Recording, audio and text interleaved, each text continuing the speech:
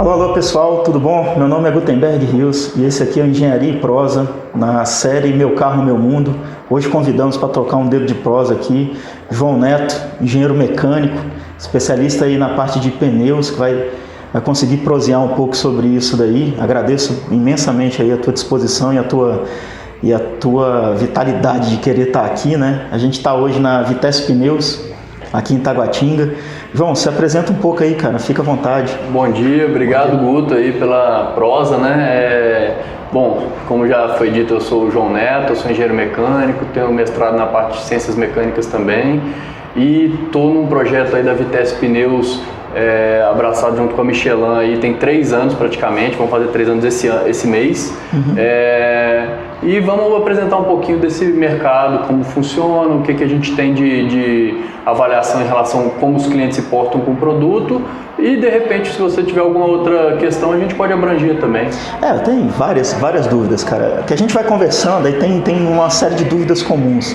A exemplo dela, tipo assim, cara, vou mexer no meu pneu. Normalmente o pessoal compra o carro ali, aí troca a roda, bota uma roda maior, aí isso influi no pneu, influi em frenagem, influi não sei o que, são várias variáveis, né, pelo que eu tenho. Sim.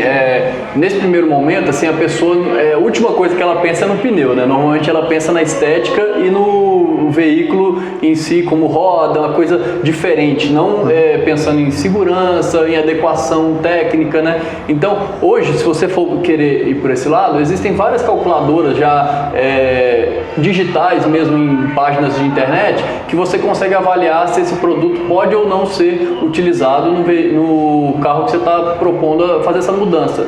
Por exemplo, você está na roda 15, quer ir para uma roda 17, você vai ter que diminuir o flanco do pneu para que, numa dimensão geral, o pneu só cresça até 3% em relação ao projeto do fabricante, né? Com isso, você consegue adequar. Não é a conta tão simplesinha porque a gente envolve tanto banda de rodagem quanto o diâmetro da roda com pneu, né?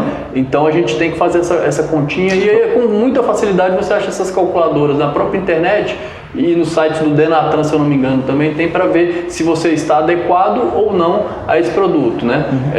Por exemplo, você quer sair de um aro 14, você vai ter que fazer o cálculo da roda, mais os 2 flancos dos pneus para saber o diâmetro que ele tem e nesse diâmetro você vai poder aumentar uma certa quantidade percentual. Aí essas calculadoras facilitam um pouco, elas já te dão, pode ou não pode utilizar esse aro com esse pneu que eu estou sugerindo para o sistema, e com isso você consegue ficar adequado às normas, né, de trânsito, né?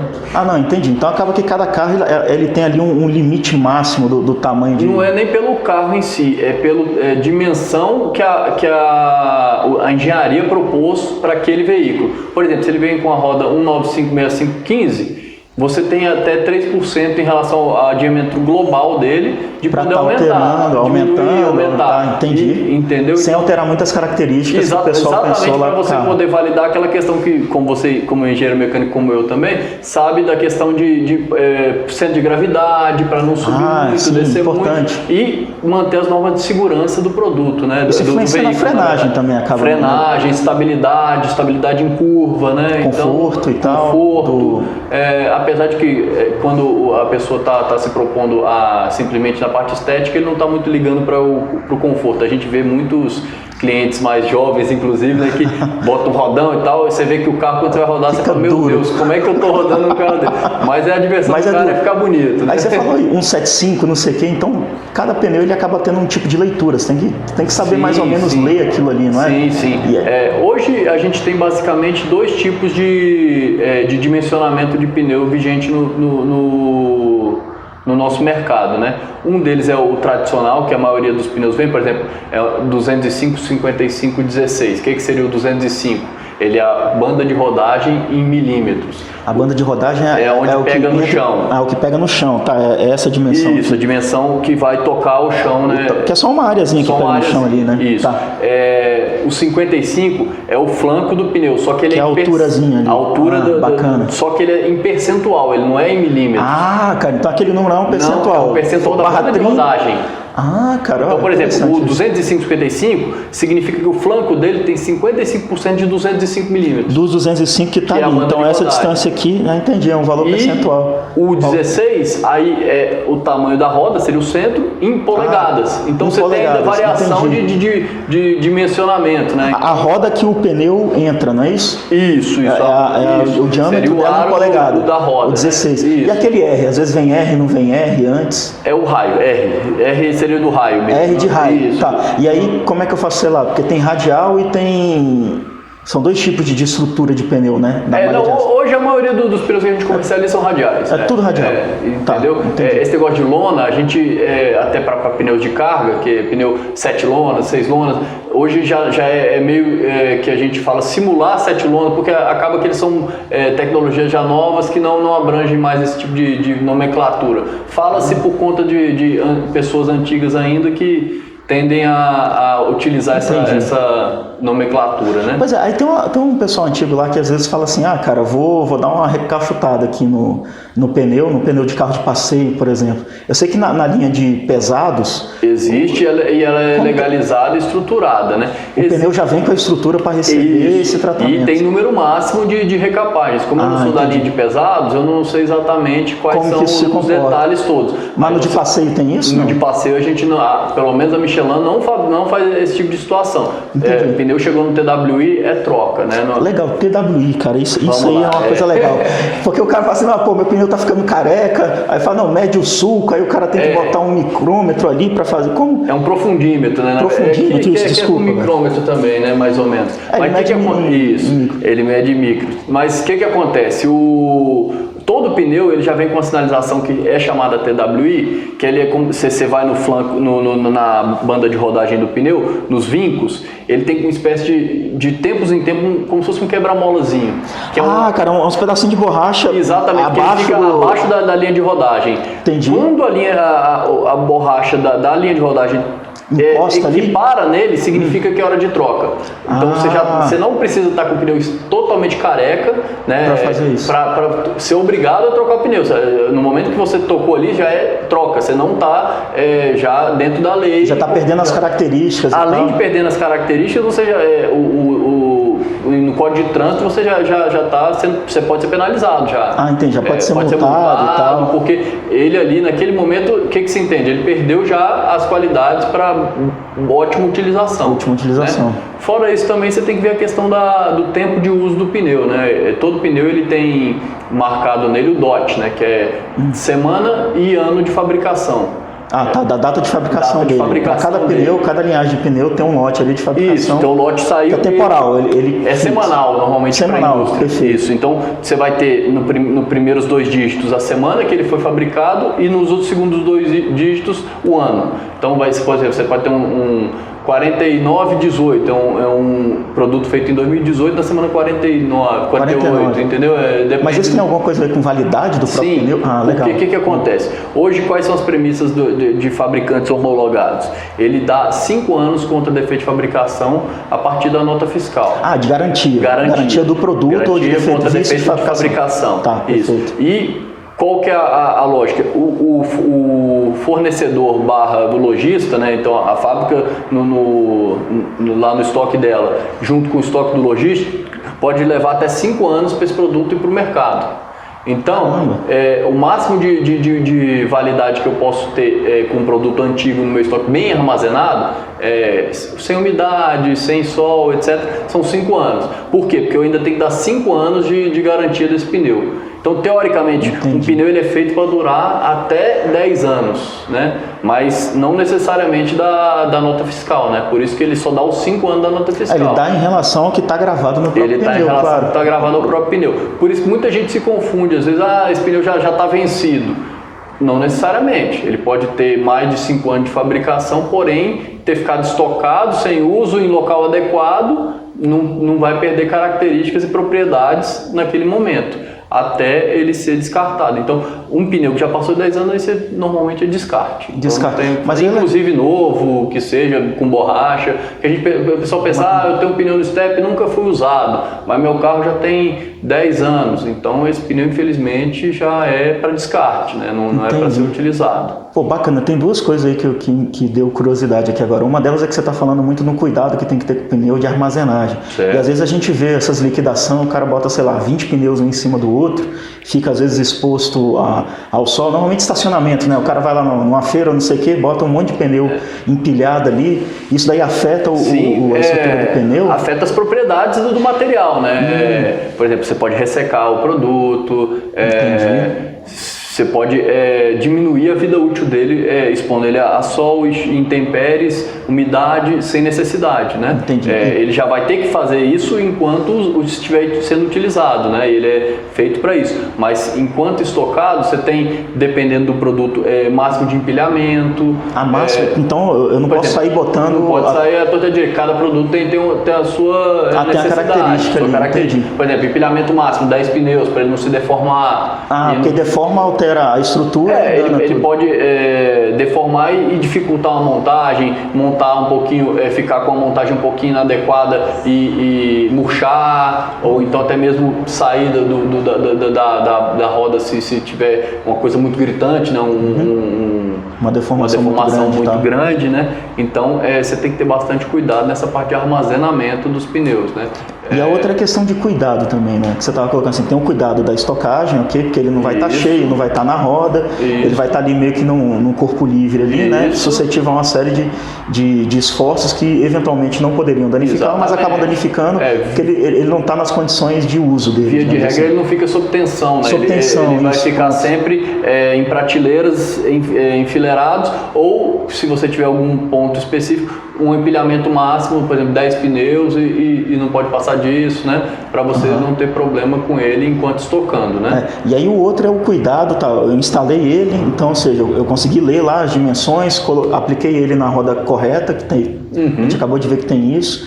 E qual tipo de cuidado, qual tipo de manutenção? Tem periodicidade? Como que é isso, cara? Hoje, o que a Michelin, pelo menos, preconiza com os pneus dela após a montagem e na utilização? Ela pede que de 15 em 15 dias, pelo menos, você faça uma calibragem dos seus pneus a frio, porque é um item que vai comprometer, inclusive, a durabilidade do produto, né? Por que isso? Vamos supor, você tem um pneu... O que é calibragem a frio? Você saiu de casa, a primeira coisa que você faz antes de esquentar o componente... porque você vai rodando, ele esquenta, exatamente. Entendi, é frio. E, como a gente sabe, a temperatura afeta a questão de pressão. Pressão, né? Sim, então, tá, entendi. Claro. Você vem, primeira coisa que você faz depois de sair de casa, vai devagarinho, vai para um posto, ou então numa loja que você já é cliente, calibra os seus pneus, 15 em 15 dias. Porque o ar dentro do pneu, ele se altera o comportamento dele em função da temperatura. Entendi agora, por isso que é a calibragem a frio. Exatamente. E isso, o que pode ocasionar se você tiver com uma calibragem que é diferente da especificada pelo projeto do veículo, do pneu, do engenheiro que projetou aquilo. Se ele estiver muito cheio, você vai comer muito a parte interna da banda de rodagem. Ele vai ficar como se fosse um balão inflado. Entendi. Né? Então você só vai comer a parte de dentro e tem a consequência também de você perde aderência no solo. Você tira um pedaço da área que deveria estar tocando no solo por conta da pressão elevada. Que é o que freia, né? O que está em contato com o solo é o que freia, não é nem só o freio, né? O freio ele fecha ali o... Você tem que ter o grip para poder segurar a onda. Travar o veículo, né? Que é o único componente que separa você o carro do solo. Do solo, perfeito. Então, seria isso. E calibragem pequena, você vai ter um aumento da área, porém você vai ter um gasto maior de combustível, porque você vai ter mais atrito, né? Mais do que o necessário que foi projetado, e você vai comer muitos pneus na parte externa deles. Então você vai perder durabilidade do seu produto. Você acaba relaxando ali também, né? Fica ali. O pessoal faz muito isso quando vai na praia, né? Desvazia um pouco o pneu para tentar andar na areia. Mas aí você vai estar em outro tipo de solo, apesar de não ser o correto para um pneu específico para asfalto. Mas aí tem as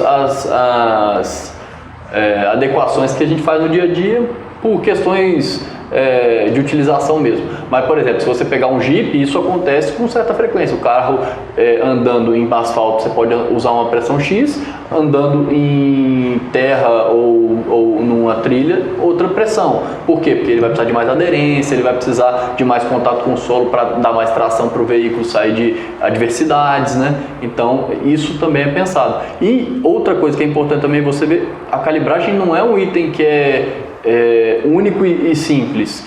Você vai andar na cidade com você apenas no carro, é uma calibragem. Você vai pegar uma estrada, por exemplo, com a sua família inteira no carro carregado de malas, a calibragem muda normalmente. E onde você vê isso? Manual de uso do veículo, né? No próprio veículo ele já dá as instruções. Ele tem a instrução de qual a calibragem você tem que usar para determinado uso. Né? Uso, carga. Isso é interessante, porque tem uma galera que acha assim, o bom da calibragem é 30. Não, 30 para quê, não é? Exatamente. Então, tá, ok, 30 para cidade, você sozinho no carro. Você consegue ver muito essa discrepância em carros de utilitários, né? Por exemplo, caminhonete, você vai ver nitidamente, se você tiver carregado, ele vai mudar consideravelmente a calibragem do eixo traseiro. Exatamente para cumprir as demandas que você está exigindo dele, né? Para manter ali a área principalmente a tração, o grip, né? E essa parte de segurança de travar o carro no solo, né? Que afeta estabilidade, acaba afetando tudo, né? Conforto, como foi colocado. E aí você colocou outras duas coisas que eu queria até ver. Então tem diferença aí entre alinhamento e balanceamento.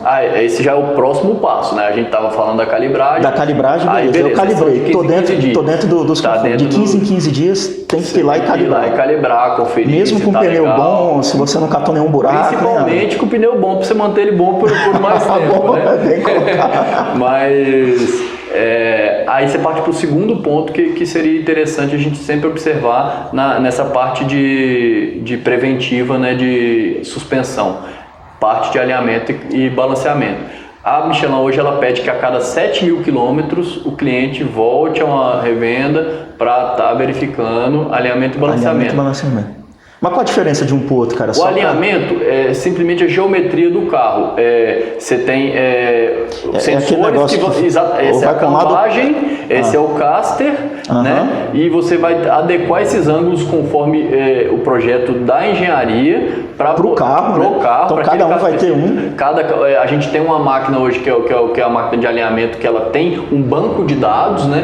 Onde quando eu coloco os sensores nas rodas do carro, eu boto no computador qual o carro que eu estou analisando, ele já vai me dar de antemão quais são as geometrias adequadas para aquele veículo. Para aquele específico, então é importante isso na máquina. Então a máquina tem que ser variável e adaptável com a gama de veículos aí. Cada vez que sai um carro novo, a gente já tem que buscar um novo banco de dados para estar atualizando a máquina sempre que necessário. E é uma coisa que você tem que ter atenção aonde você faz esse tipo de serviço, se a pessoa ela faz tanto essa parte de adequação para os carros novos, né, que por exemplo você vai estar num carro às vezes que seu carro não está lá e o cara faz no olhômetro, quanto a parte de calibração, né? A gente calibra o nosso equipamento de 6 em 6 meses, porque ele nada mais são do que são 4 sensores se comunicando.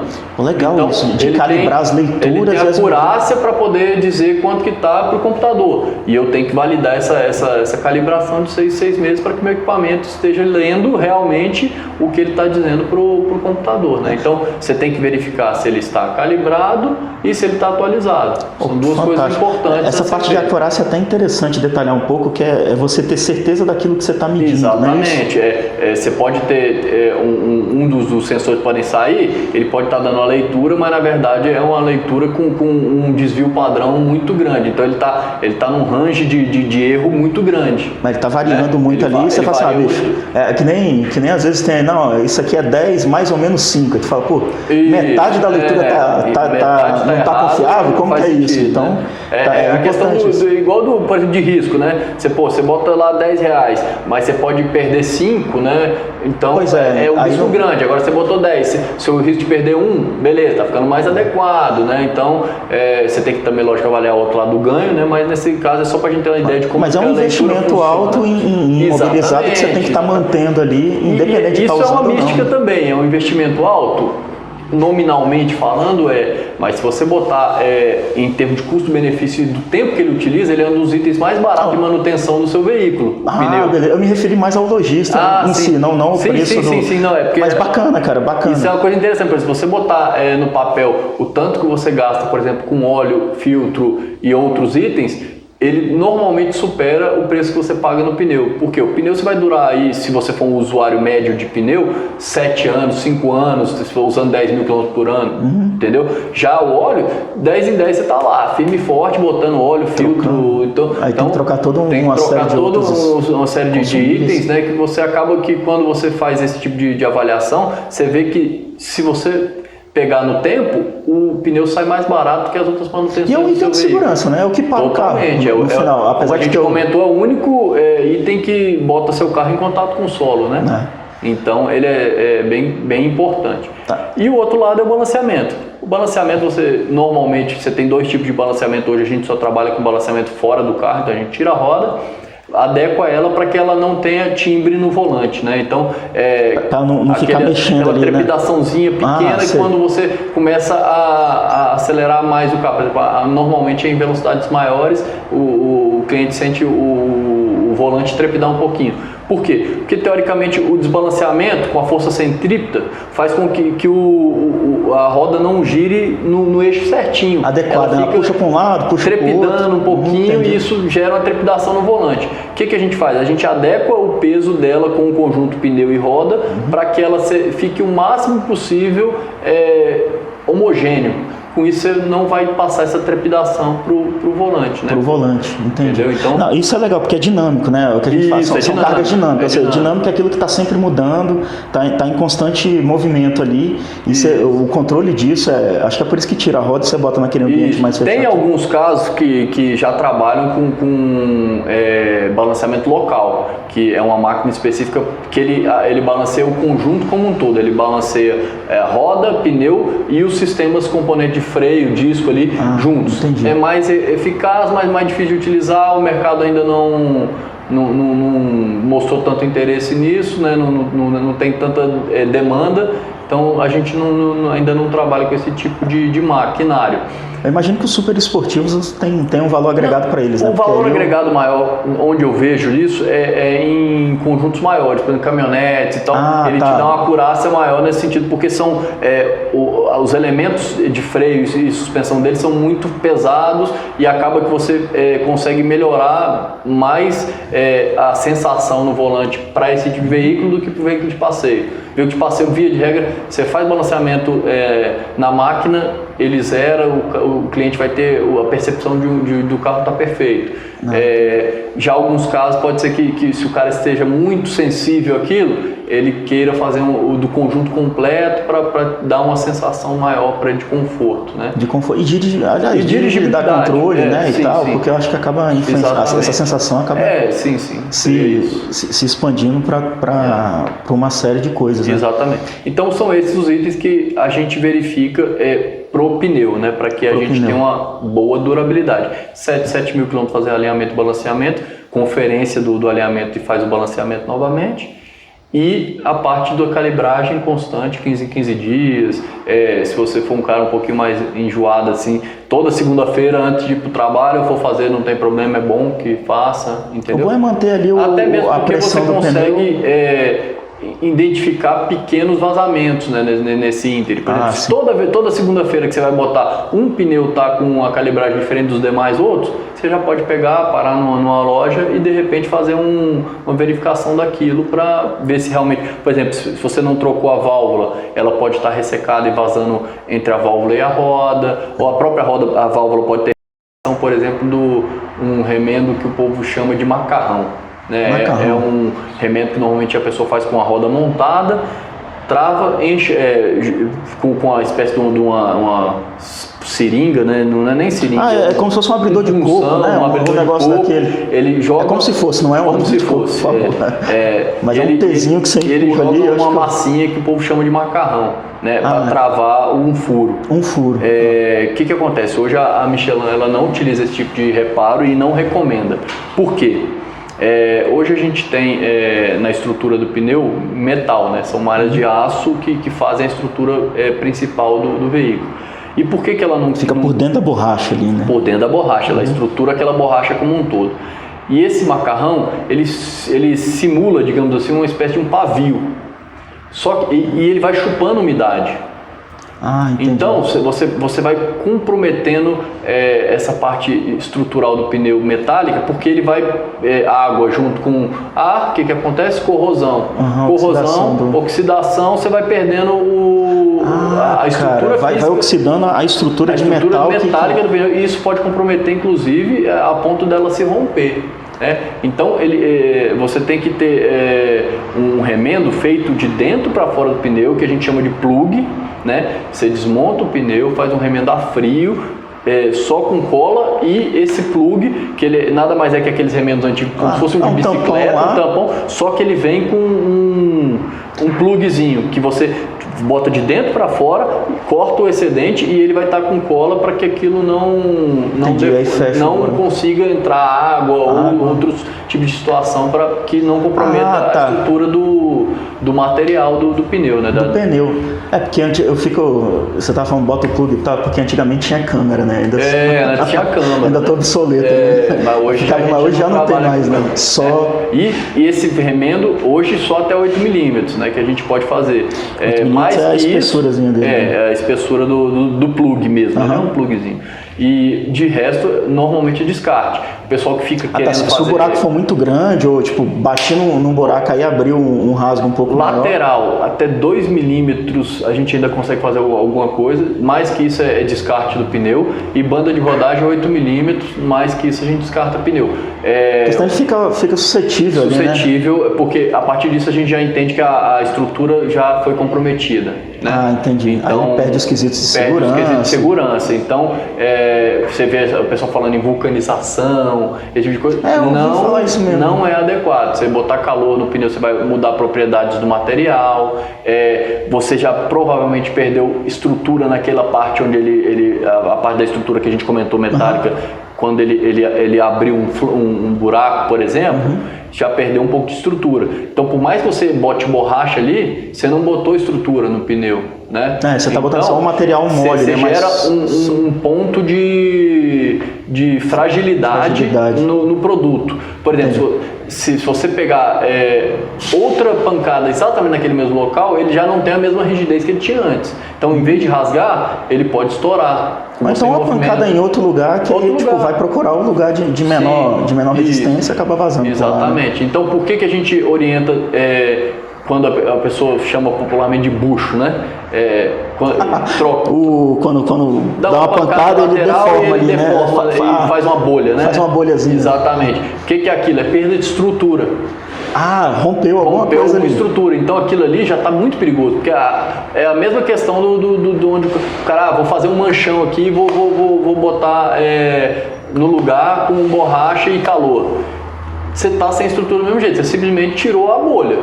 Mas você ainda está comprometido naquele pneu. Então aquele ponto é um ponto de fragilidade do seu do componente. Exatamente. Então, qualquer pancada pode ou até mesmo um calor excessivo, você está numa viagem longa, aqueceu demais o pneu, pode vir a voltar essa bolha e estourar o pneu. Estourar uma questão extremamente 80, perigosa. 100 por hora Exatamente. Você pode perder o controle do carro, capotar, bater num outro veículo, porque pode ser tão grande a puxada que o carro daí você vem numa contramão. O susto também, né? Caiu ali, você... Isso. Rapaz, então, perda de aderência. Esquentar também, imagino que altere a propriedade da própria borracha, que ele ainda está. Sim. Você não tem um controle daquela curva. Você não tem um controle. Tem alguns reparos que são feitos para linhas de pesados e tal, que o povo vê, que o povo cava o pneu e tal, bota a borracha não. Mas isso é um processo fabril, testado, homologado para um produto específico determinado, né? Já veio preparado para aquilo. Não é simplesmente um reparo feito no borracheiro, sem controle de temperatura, sem verificar a estrutura do pneu se foi comprometida ou não foi. Então é extremamente perigoso, a gente brinca que é o barato que sai caro, né? Então normalmente volta naquela questão que a gente começou a conversa, né? O cara está muito mais voltado à questão estética do que à questão de segurança. De segurança, vai de procurar cumprir um produto, normativa, né? verdade.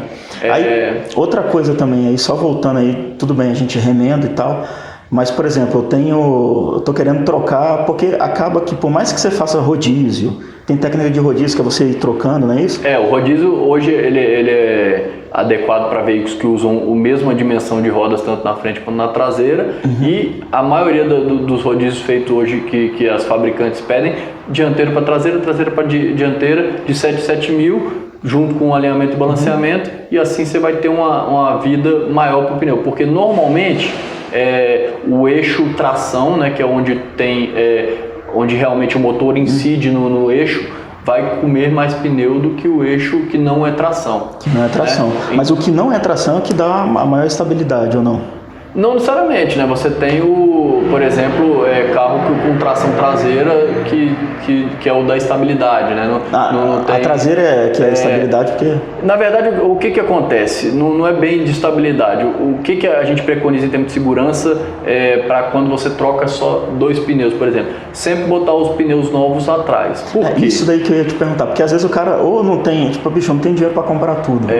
Aí o que acontece? Tem duas coisas. Se o pneu da frente tiver muito desgastado já, ele infelizmente ele vai trocar o conforto dele pela segurança, porque ele vai botar os pneus novos atrás, mas como um pneu de maior utilidade, desgastes diferenciados na frente, ele pode sentir mais isso na direção. Entendi. Em termos de desconforto. Mas o que acontece? Numa simulação, por exemplo, você estourou um pneu, ou então perdeu a aderência de um pneu e o carro saiu de traseira. Você não tem o controle do eixo igual você tem na frente para você consertar um direcionamento. Então, por isso que você tende sempre a colocar os bons atrás. Os novos atrás, né? Novos atrás, para evitar sempre perda de controle desse eixo. Que é o eixo que seria o eixo onde você não tem ele é passivo, corrigir. Né? Você não tem como corrigir. Exatamente. Né? Então, a gente sempre orienta que novos... E depois acaba trocando também, né? Na verdade é só você criar uma situação ali. O interessante é voltar nessa questão que você comentou do rodízio. Se ele tiver o mesmo pneu na frente e atrás, em termos de dimensões, ficar de 7 a 7 mil, quando der a vida final do pneu, já vai ser os 4. Exatamente, que é o ideal. Porque se você começa a trocar 2, você nunca vai ter o carro no auge, né? Você sempre vai ter 2 pneus meia vida, sempre, né? Sempre. Então você nunca vai ter ele no pleno... desenvolvimento, aproveitamento, que influi em combustível, né? Então, sim, enfim, tudo que a gente estava... E hoje a gente trabalha com a Michelin exatamente por essas características de qualidade, né? Hoje a marca Michelin ela tem 3 premissas que ela segue e ela não abre mão desses 3 para que ela valide um produto para botar no mercado. Então, o pneu da Michelin em relação à concorrência das grandes marcas que atuam no Brasil, ele vai ter obrigatoriamente que rodar mais, que ser mais eficiente energeticamente e frear melhor. Entendeu? Então são 3. Então a validação antes de sair de fábrica faz os 3 testes. Se eu pegar um pneu de passeio para asfalto da Michelin, ele vai ser melhor nesses 3 quesitos que um pneu de passeio para asfalto de uma outra concorrente, mesmo que seja de renome, tudo, ela se obriga a fazer esse tipo de teste, e ela é a única marca hoje no Brasil que ela homologa esses testes, né, na hora de soltar os produtos, né? Então, hoje a gente tem linhas aí que a gente chega até 40% mais de durabilidade do que concorrência. Frenagem em molhado, hoje a gente está com um produto excepcional, que é o Primacy 4, que em piso molhado, meia vida, ele chega a frear até 4 metros antes que a concorrência. A gente está falando que 4 metros é uma faixa de pedestre. A diferença de tu bater ou não, é uma faixa de pedestre, atropelar uma pessoa, né? E fora que a gente tem, em média, 2% menos de consumo de combustível devido à tecnologia de rolagem que a fábrica tem já nos pneus dela. Então, se você somar todos esses benefícios que você está tendo, o pneu em si sai bem mais barato, sai mais em conta, né? Imagina até o período, porque às vezes você compra às vezes muito barato, Então não tem mágica, o material é distinto do que o outro. Então, ou provavelmente vai durar menos, ou tem algumas outras características. Ou não é homologado no mercado, aí é outras coisas. Aí se ele durar menos, você vai ter que trocar mais rápido. Vezes, então, sei lá, às vezes uma vez e meia ou duas. Sei lá, cada 3 você troca 2. Essa, por exemplo, a gente está falando em relação a grandes marcas premium no mercado, né? Se você pegar marcas não homologadas ou então de baixa qualidade, aí tô me referindo que não que as grandes marcas não vendam, sei lá, online ou em algum estabelecimento que não seja específico daquilo. Então hoje você tem os grandes... hipermercado, por exemplo. Aí às vezes não é a especialidade do cara, mas ele tem lá o pneu para quem quiser e tal. E aí eventualmente você pode ter grandes marcas ou marcas... Sim, mas o que eu atento assim, é nesses testes que a Michelin ela homologa, ela tende a pegar só marcas reconhecidas. Ou seja, a gente já está partindo dos, sei lá, 50% melhores do mercado. Sim, aí você está se comparando você está se comparando só aos que realmente importam. Porque se você for pegar essas diferenças para baixa gama, que hoje a gente está muito vendo essa questão de importados entrando com muita facilidade, só que você não tem homologação para acompanhar essas entradas, você vai ter pneu aí, enquanto que a gente vai rodar, por exemplo, no Energy X M2 para passeio, um pneu bem voltado para a cidade que roda 70 mil, você vai ter um pneu ali que você vai comprar baratinho, vai rodar 10 mil, você vai rodar 7 vezes menos. É bem aí, né? Então acaba que ele, sei lá, você bota, sei lá, 10x ali é o preço de um top.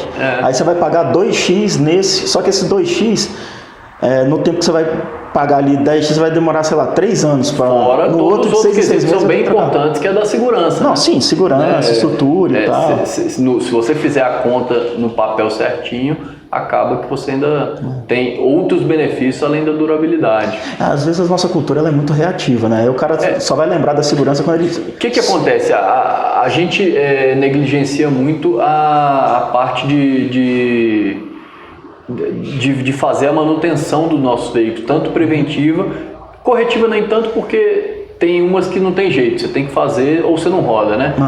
Então a gente acaba não vendo, mas as preventivas, qual que é a grande volume de preventiva no Brasil hoje? Carro em garantia. Porque ele não está pensando no produto dele, ele tá, na qualidade do carro, ele está pensando no valor global do carro dele. Se der problema, eu estou na garantia. Sim. Ele não está preocupado em fazer realmente a manutenção preventiva.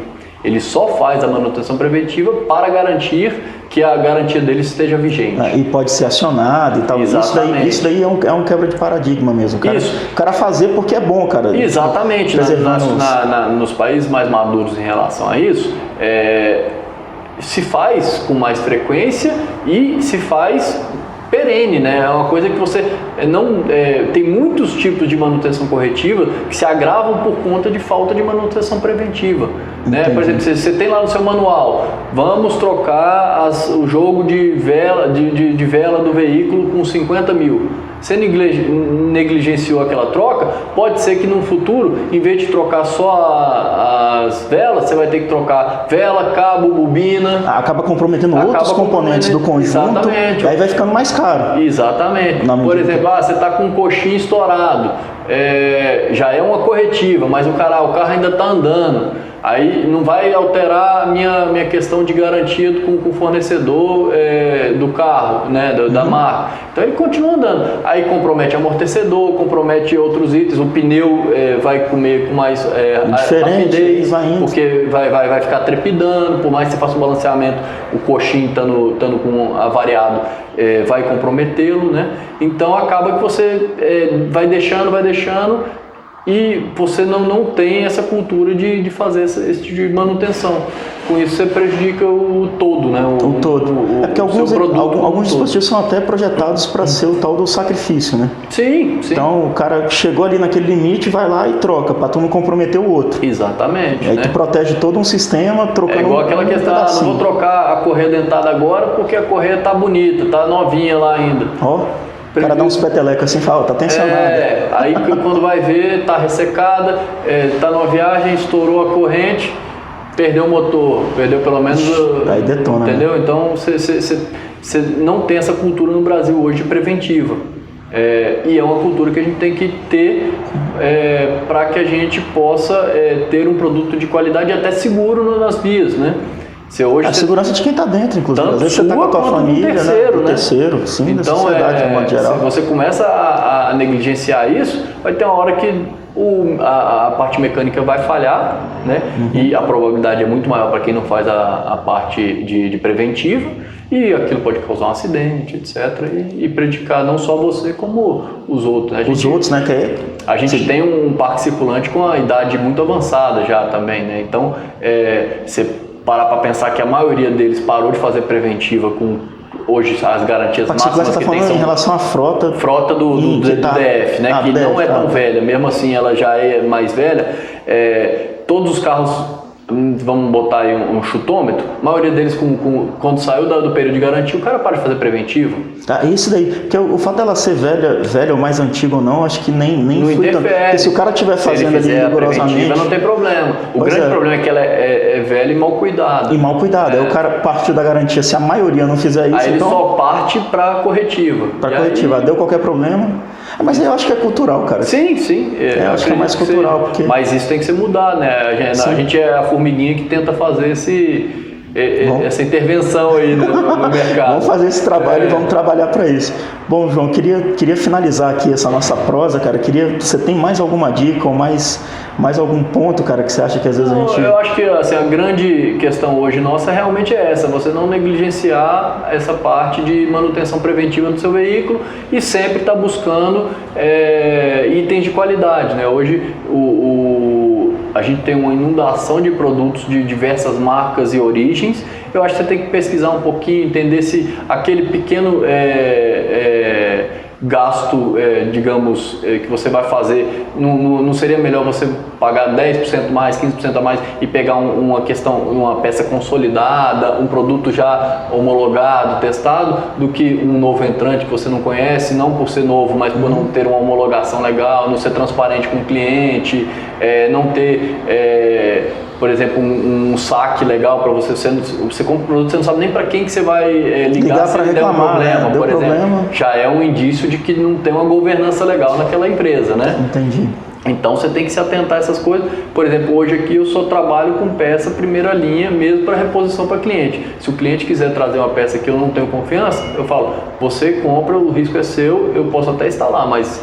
se for a partir de mim, só peças primeira linha, porque eu trabalho já com produto primeira linha e eu acredito que isso é importante na vida útil do produto que eu atendo, né? Entendi. Bom, então é isso, pessoal. É uma gama repleta de variáveis. Você vê que não há uma resposta simples do tipo esse é melhor, C é melhor. Tudo é uma função de uma série de variáveis.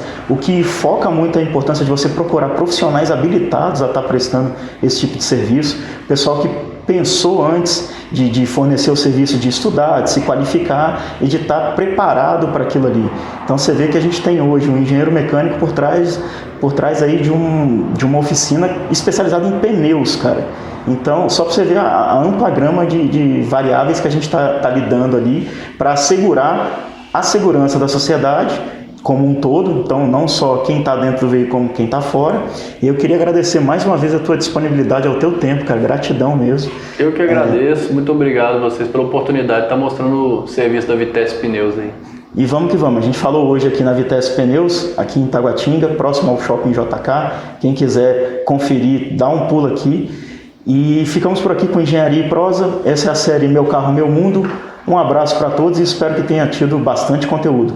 Os contatos da Vitesse, do João, a gente vai colocar na descrição aí do vídeo que a gente vai estar disponibilizando no YouTube, para que vocês possam, enfim, até buscar ele, tirar todas as dúvidas e ver para que lado vai, enfim. Obrigado então, João. Obrigado pessoal. Dia, vamos que vamos.